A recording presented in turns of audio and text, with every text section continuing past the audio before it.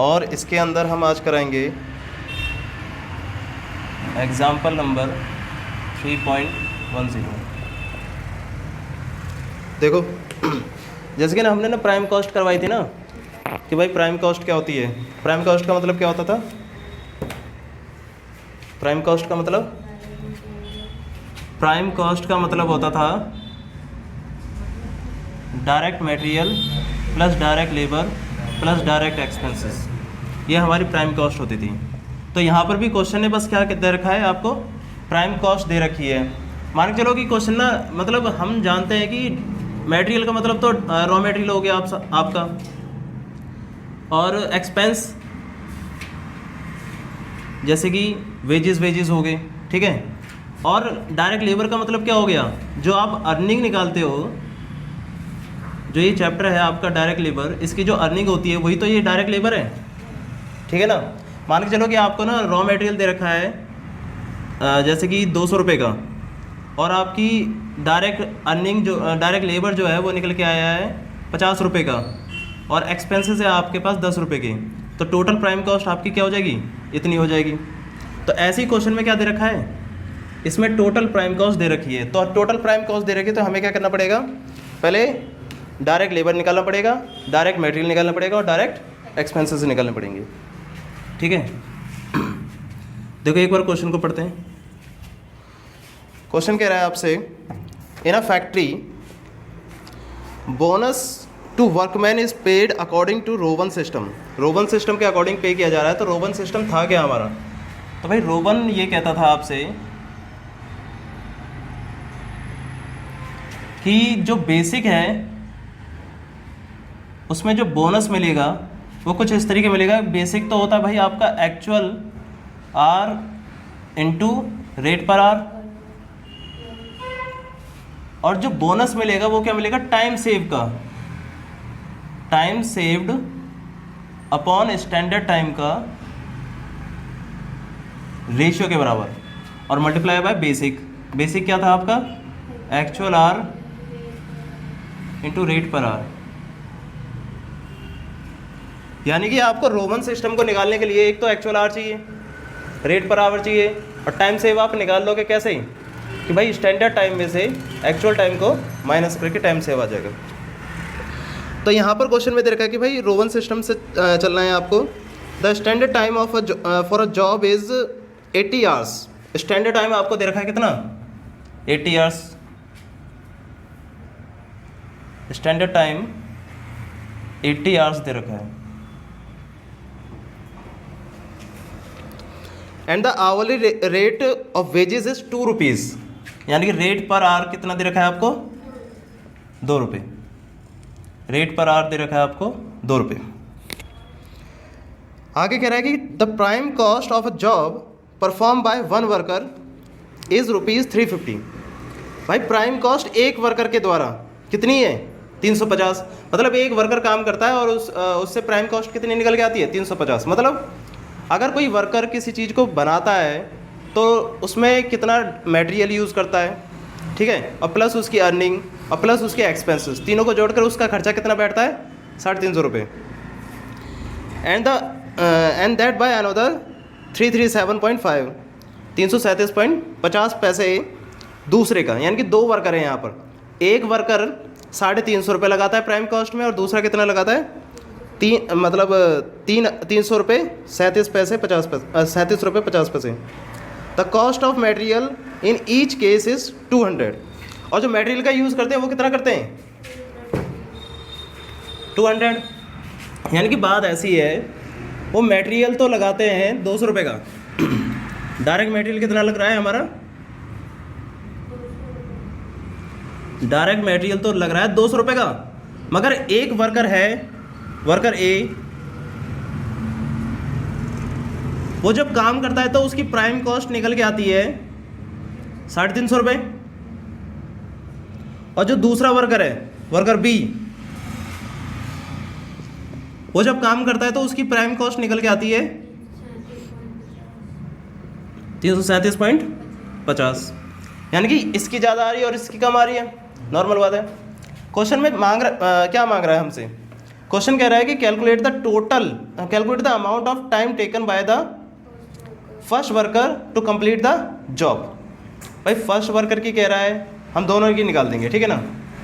भाई दोनों कितना टाइम टेकन कर रही हैं। देखो नॉर्मल बात क्या है कि हमें क्या क्या दे दिया, हमें चाहिए क्या क्या था, हमें चाहिए था एक्चुअल आर। एक्चुअल आर कहीं दे रखा है आपको क्वेश्चन में? नहीं दे रखा। वही तो है टाइम टेकन। भाई एक्चुअल आर आपको कहीं भी नहीं दे रखा।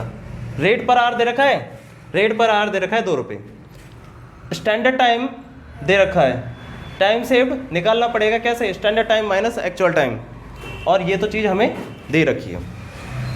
तो यहाँ पर हमें दे क्या रखा है, हमें दे क्या नहीं रखा, हमें एक्चुअल आर नहीं दे रखे। तो हम क्या करेंगे कि एक्चुअल आर को लेट करेंगे। यहाँ थोड़ा सा मैथमेटिकल प्रोसेस चलेगा। तो लेट करेंगे, let the time taken by first worker या time taken by worker A. Worker A के द्वारा टाइम कितना लिया गया है, बी एक्स। मतलब हम एज्यूम करेंगे कि एक्स आर वर्कर ए के द्वारा लिए गए होंगे। तो अर्निंग क्या होगी, अर्निंग क्या होगी वर्कर ए की? भाई अर्निंग हमें निकालनी है according to as per Rowan system. तो रोवन सिस्टम के अकॉर्डिंग निकालें तो actual hour multiply by rate per hour और प्लस टाइम सेव्ड अपॉन में standard time into into actual hour और रेट पर आर। ठीक है, तो एक्चुअल आर को तो हमने एक्स मान लिया, ये एक्स हो जाएगा हमारा, multiply by rate per are कितना है हमारे पास 2 रुपये, 2 रुपये हो जाएगा, प्लस टाइम सेव क्या होता है, टाइम सेव का मतलब होता है standard time minus actual time. तो स्टैंडर्ड टाइम कितना है हमारे पास, स्टैंडर्ड टाइम है हमारे पास 80 घंटे, माइनस कर देंगे उसमें से एक्चुअल टाइम। तो एक्चुअल टाइम का मतलब क्या हो गया, जो एक्स हमने ले रखा है, और divide by standard time 80। Calculator निकाल लो। एक्चुअल आर कितने हैं हमारे पास x, और रेट पर आर कितने हैं हमारे पास 2। ठीक है, अब ये हो गया हमारे पास 2x plus 80 minus x upon 80 और इनटू में 2x। तो 2 से तो ये कैंसिल हो गया 40 times.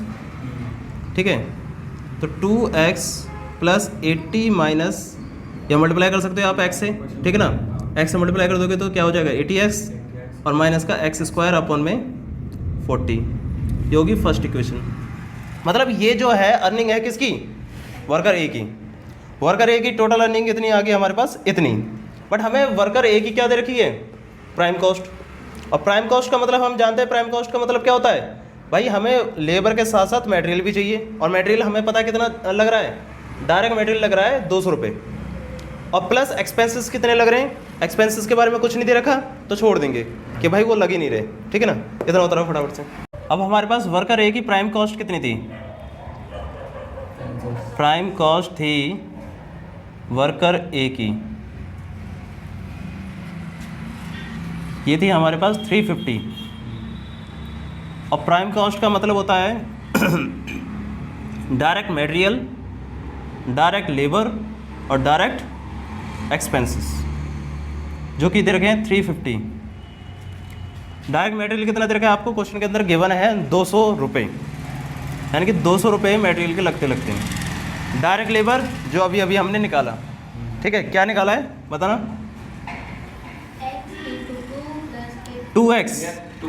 2x plus 80x minus x square upon में 40, यही है ना।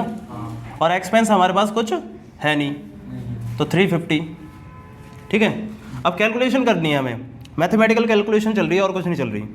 अब ये क्या है, 200 उधर चला जाएगा, माइनस का हो जाएगा, तो 2x plus 80 minus x square upon में 40 इक्वल टू 350 माइनस का 200। ठीक है ना, एलसीएम ले सकते हो आप इसका, एलसीएम कितना आ जाएगा 40, इसका इससे मल्टीप्लाई, तो क्या 80x और प्लस का यहाँ 80x, और ये हो जाएगा प्लस का 80x और माइनस का एक्स स्क्वायर इक्वल टू 150। करो, इन दोनों को प्लस कर देंगे, ये प्लस हो जाएंगे ये, तो 160x माइनस का एक्स स्क्वायर, ठीक है, और ये 40 उधर चला जाएगा, तो 15 को 4 से मल्टीप्लाई करेंगे तो कितना हो जाएगा 60, यानी कि 6000 रुपये। तो ये हो गया 6000। समझ में आ रहा है कि नहीं आ रहा? अब क्या करना है कि देखो मैथमेटिकल इक्वेशन में ये क्वाड्रेटिक इक्वेशन बन रही है, और क्वाड्रेटिक इक्वेशन ये कहते हैं कि एक्स स्क्वायर का जो कोफिशिएंट है वो नेगेटिव में नहीं होना चाहिए, पॉजिटिव होना चाहिए। तो इन दोनों को उधर ले जाओ, तो इन दोनों को उधर ले जाएंगे तो ये प्लस का हो जाएगा, ये माइनस का हो जाएगा, और ये प्लस का है, ठीक है। अब हमें क्या करना है, इसे स्प्लिट करना है। स्प्लिट करने के लिए हम क्या करते थे, स्प्लिट करने के लिए 10th क्लास को याद करो, उसमें कहते थे कि भाई अगर यहाँ प्लस है तो दो संख्याओं को प्लस कर कर 160 आना चाहिए, और मल्टीप्लाई कर कर कितना आना चाहिए 6000। तो प्लस कर कर 160 और मल्टीप्लाई कर कर 6000, तो सिंपल है 100 प्लस 60, भाई प्लस कर कर 160 और मल्टीप्लाई कर कर 6000 आ रहा है। समझ आ रहा है कि नहीं आ रहा? फिर क्या करते थे, अब माइनस से मल्टीप्लाई करेंगे और एक्स से भी क्या करेंगे मल्टीप्लाई करेंगे, तो ये हो जाएगा माइनस का 100x, एक्स से मल्टीप्लाई करा और माइनस से भी मल्टीप्लाई करा तो कितना हो जाएगा माइनस का 60x। नहीं आ रहा क्या समझ में? और प्लस का 6000 इक्वल टू 0। अब क्या करते थे भाई, पहले दो में से कॉमन लेते थे और फिर दूसरे दो में से कॉमन लेते थे। तो पहले दो में से अगर कॉमन लिया तो कितना बचा भाई, x कॉमन आ सकता है इन दोनों में। तो अगर x कॉमन आ गया तो यहाँ क्या बचा, एक सिंगल x, और यहाँ क्या बचा 100, ठीक है। अब इन दोनों में से कॉमन क्या लेते थे, ध्यान रखना इन दोनों में कॉमन वो लेते थे जो बाहर साइन होता था। जैसे कि प्लस का साइन होगा तो प्लस कॉमन लेंगे, माइनस का साइन होगा तो माइनस कॉमन लेंगे। अब देखो 60 तो इधर भी आता है और 60 इधर भी आता है, क्योंकि 6000 में 60 कर सकते हैं ना, इसे 60 × 100 लिख सकते हैं, ठीक है। तो 60 तो कॉमन आ गया इसमें से, तो माइनस का 60 कॉमन ले लिया हमने, बचा क्या यहाँ पर 60। जब कॉमन ले लिया तो यहाँ तो x बचा, और जब माइनस कॉमन लिया है हमने तो प्लस के अंदर दो माइनस होते हैं, एक प्लस माइनस माइनस प्लस होते हैं, तो एक माइनस अगर ले लिया तो क्या बचा, एक माइनस बचा। और जब 60 कॉमन ले लिया तो बचा कितना 100 इक्वल टू 0। ध्यान ये भी रखना है कि इस इक्वेशन में, क्वाड्रेटिक इक्वेशन में x माइनस 100 इन दोनों में एक जैसा बचना चाहिए। तो अब x माइनस 100 क्या है, कॉमन ले लेंगे हम, तो इधर क्या बचा x, और इधर क्या बचा माइनस का 60 इक्वल टू 0। तो हमारी दो वैल्यू आ रही हैं, एक x इक्वल टू मतलब x माइनस 100 इक्वल टू 0, तो x की वैल्यू कितनी आ गई 100, और x माइनस 60 इक्वल टू 0, तो x की वैल्यू कितनी आ गई 60। अब बात ये है, यहाँ पर ये आ रही है कि भाई आंसर आ रहे हैं 2, अब हमें तो आंसर एक ही चाहिए। इनमें से कौन सा आंसर ठीक होगा, इसमें से एक्चुअल आवर आपको कितने दे दिए 100 और 60, मगर ये देखना है आपको कि आपका स्टैंडर्ड आर कितने थे। आपके स्टैंडर्ड आर कितने थे, आपके स्टैंडर्ड आर थे 80 आवर्स। तो जब आपको दिए ही गए हैं 80 घंटे, तो आप 100 घंटे कैसे काम कर सकते हैं, ठीक है ना। तो जब 80 घंटे दिए गए हैं तो इसका मतलब आपका एक्चुअल आवर कितना है 60। तो ये क्या हो जाएगा नॉट पॉसिबल, और आपका आंसर कितना हो जाएगा 60 आवर्स। यानी कि एक्चुअल टाइम आपका कितना हो गया 60 आवर्स, ठीक है। ये हो गया एक्चुअल टाइम किसका, वर्कर ए का, ठीक है। करो।